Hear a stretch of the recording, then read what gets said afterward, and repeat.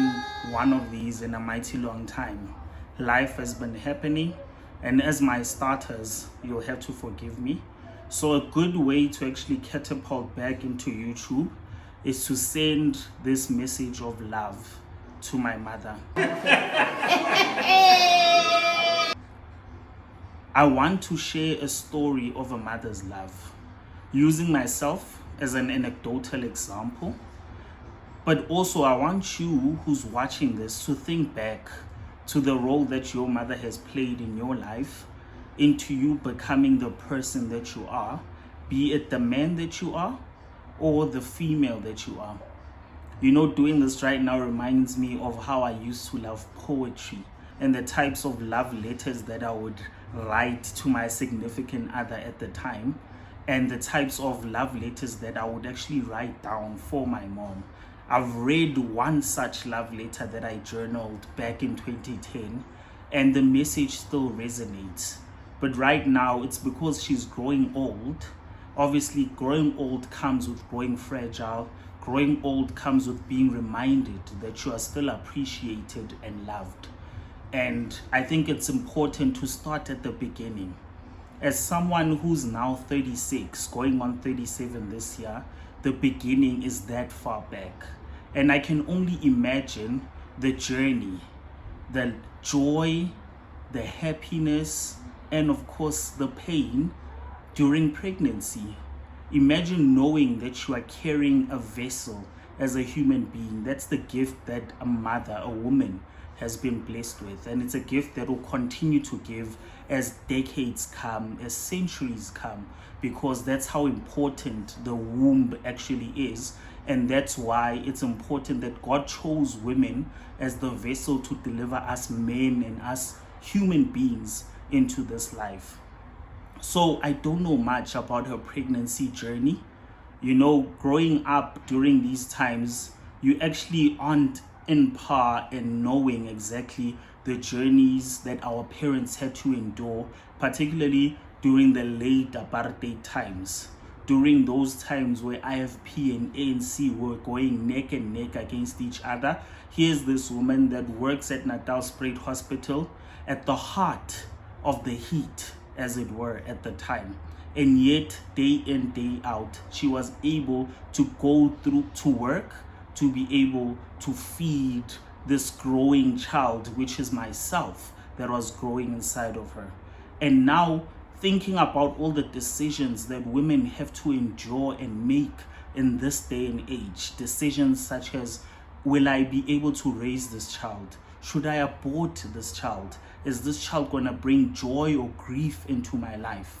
I'm glad that 37 years later, I can happily put myself in the position and posture of saying I've brought joy for the majority of the time when it comes to my mother.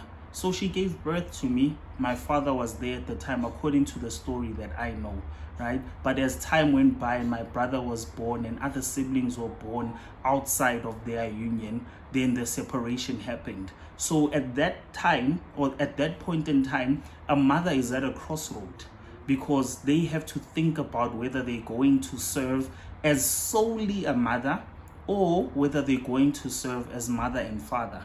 And I think it's unfortunate because our mothers then unfortunately get thrown in a precarious position, a position where they think they have to play the fatherly role as well.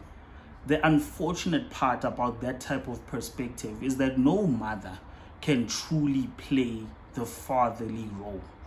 In other words, a mother has to play the role of a mother as best as they can. Happy birthday to you. Happy birthday to you. Happy birthday, Kakamata. Happy birthday to you.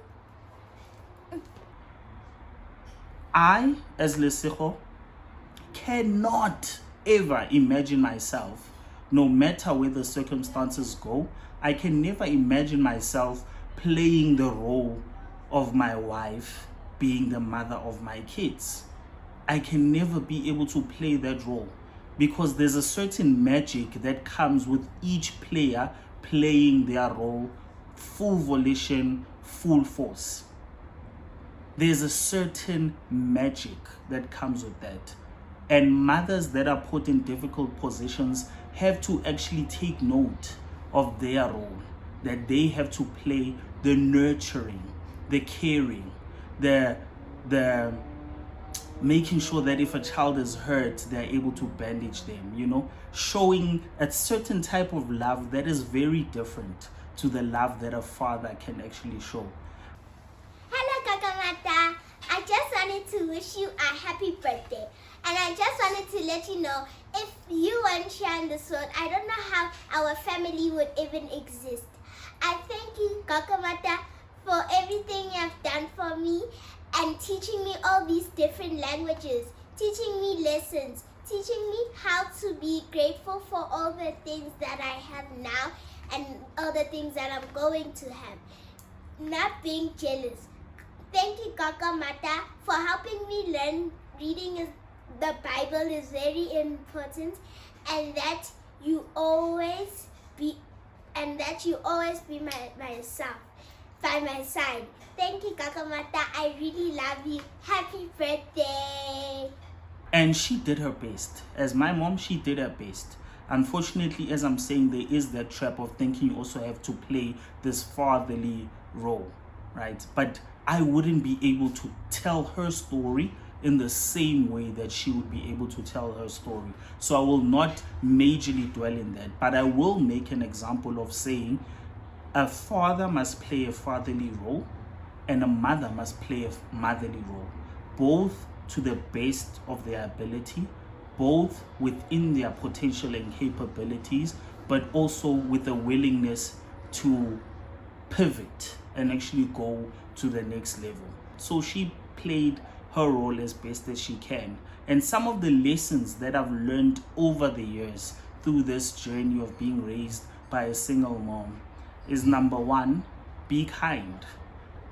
One of the things that I read in Dale Carnegie's book a couple of years ago, early on in the intro stages of the book, he mentions how you should be able to greet each and every person.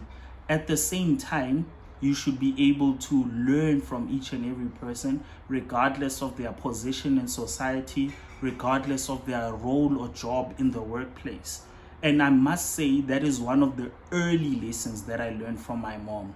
Be it a security guard, be it someone who's just minding your kids, be it someone within the workplace that is occupying a lower position in the hierarchy of the corporation, business, institution, or organization.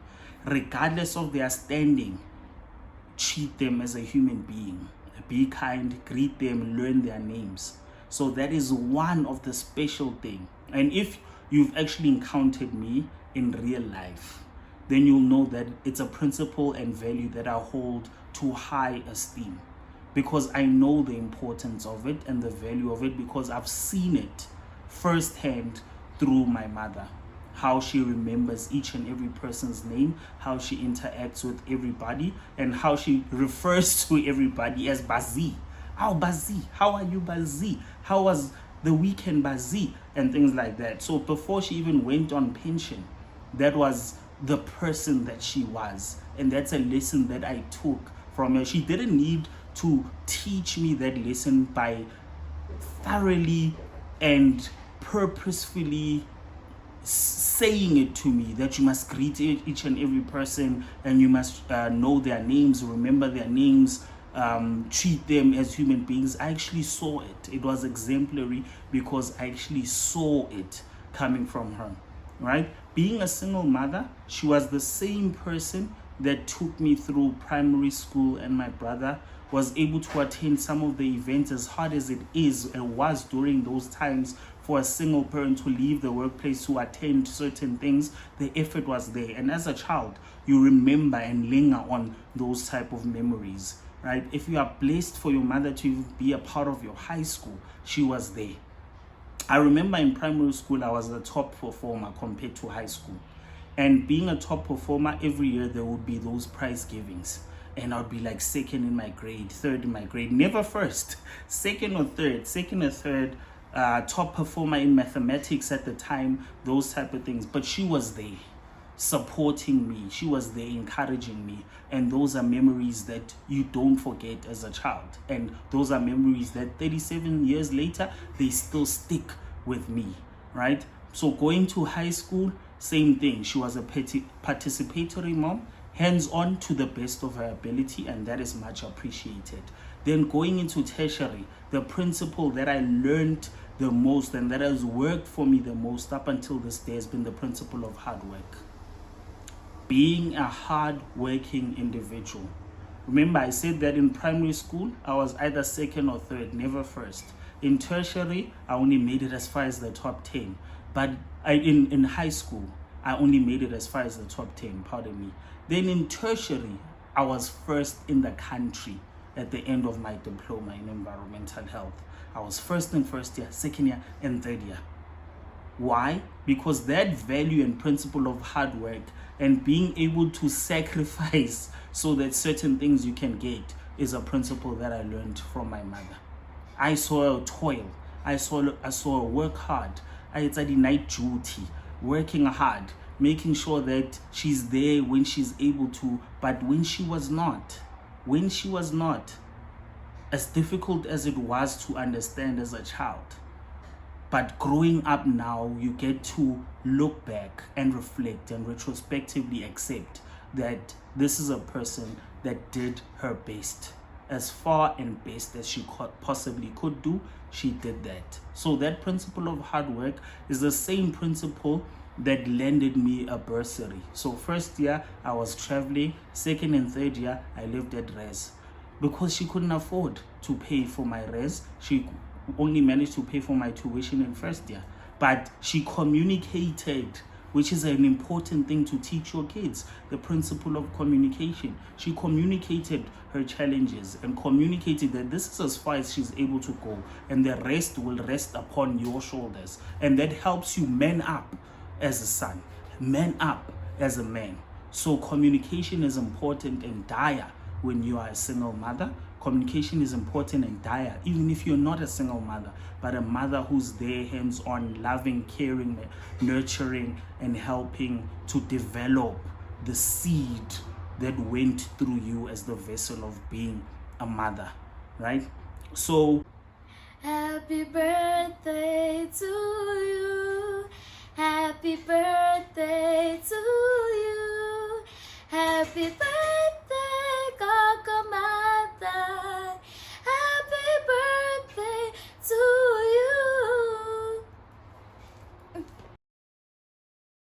Another important lesson is that parents, our mothers, have to realize that they work and are blessed to have us in their lives, and we are predestined to be a part of their lives for a certain period in a certain way.